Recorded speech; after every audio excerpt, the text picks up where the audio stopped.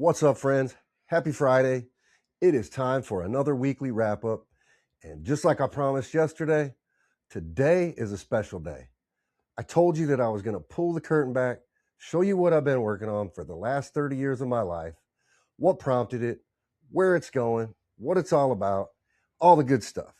This all basically starts in 1999, the day that I walked out of prison. I've seen these trends where people that have been locked up are creating these entire identities around it. The violence, who they were, how feared they were, all the prison stories. People seem to gravitate to that stuff and they love that stuff. And I'm happy for the people that have been able to create an identity around that. Good for them. The purpose of this video is not to take shots at anyone. I've been to prison. I relate to them. I know what that's like, but that's not the story that I want to tell. I want to tell you the story about what happened after prison, the decisions that I made after prison. Because you see, when I was growing up, the hooligans I ran around with, I don't remember one of them ever saying, man, I cannot wait till the day I get arrested and go to prison. I mean, seriously, when did prison become an accomplishment? Now, wait, before you check out, you might be saying, I've never been to prison. I've never been locked up. This message is not for me. But hang with me, because I promise you, it is. You see, prison can come in a lot of different forms.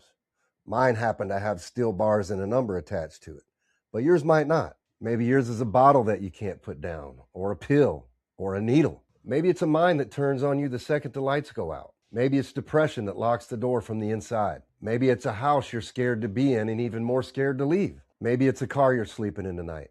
Or maybe it's a silence you never told anyone about. Or maybe your prison even comes with a corner office. Maybe you did everything in life right.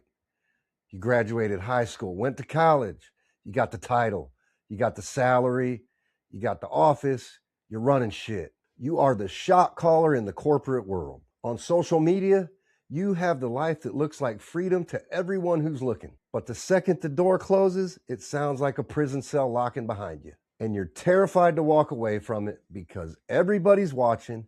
You built it, and who the hell are you if you let it all go now? A cage is a cage. It doesn't matter if it's steel bars or a salary. If you can see the life you were built for, but you can't get to it, then you're locked up. And the sad truth is, most people are. Most people want more out of their life. They just don't know how to get there. They don't know how to escape the prison that they're in today. And some of us just have nicer cells than the others. When I walked out of prison in 1999, I wasn't obsessed with the life that I had there or before there. I didn't care about who was the toughest. I didn't care about who survived the most, who had the best story. I cared about how I was going to get my life on the right tracks and never go back to that life again. I cared about rebuilding myself, making a life for myself, and unleashing the true potential that I knew was inside of me and becoming the man that I knew I could be. The biggest shot caller in prison is still in prison. All that power, and he can't go open the door and go home if he wants to. And it's no different in a boardroom. You can be the most powerful person in the building and still be a prisoner of the life you built, running everything but free of nothing. Now, why should you listen to me? Well, it's not because I have a story. Everybody has a story.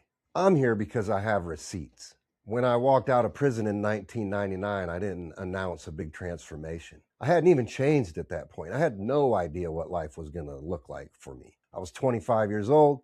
I had nothing. I was starting from nothing, and I had no idea what to do with my life. I got sucked back into it, and I tried to make the most of every situation that was put in front of me. Over the course of the last 30 years, I've failed over and over and over. I've lost relationships, I've lost money, but through all that ash and rubble, I've managed to build multi-million-dollar businesses. I've managed to put people to work and feed their family. I've built brands that have gone around the world. I was able to put my kids through college, and I kept changing quietly for 30 years. And on most of those days, no one was watching and no one was clapping. To me, that transformation is a much bigger flex than the identity I could have created around being in prison and talking about the time I spent in prison and the life I lived before I went to prison. And that's the part I need you to hear the most, because I didn't earn the right to stand here by surviving prison. I earned it in the 30 years after, in silence, one rep at a time. My story doesn't qualify me to teach anyone anything, but the work that I've done does.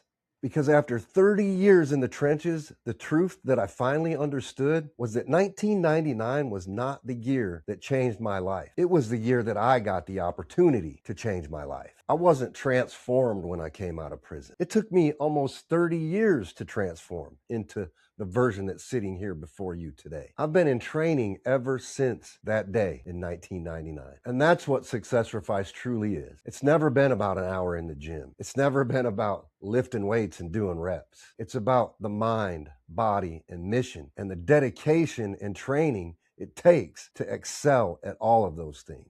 And that 27 years of training in life's gym has given me the expertise and knowledge to help you do the same thing. You see, you don't get transformed once. There's no magic switch. You got to keep practicing. You got to keep doing the rep. You got to keep showing up. You identify your mission, and then you stack one day on top of another, one rep on top of another, until eventually you become the person that you want to become.